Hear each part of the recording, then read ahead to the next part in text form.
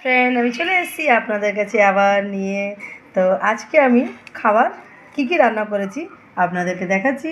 আপনারা দেখতে থাকুন, সাথে থাকুন। তো আজকে এই যে ভাত করেছি, তার সাথে এই যে মাছের তেল, আর এটা হচ্ছে আপনার ফুলকপির পাতার বাটা, আর এটা হচ্ছে পেঁয়াজকলি ভাজা। তার সাথে এটা হচ্ছে ডালের ডালের এটা শুকনো।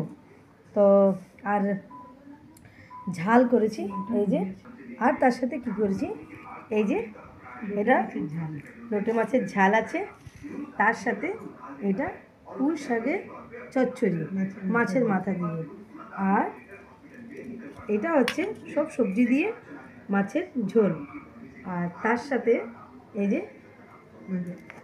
মাছ ভাজা, এই যে দুটো মাছ ভাজা আছে। তো দুটোই আমি খাবো, তো এই জন্যই তারা আমাদের খাওয়াটা দেখতেই পাচ্ছেন আজকে মেনু।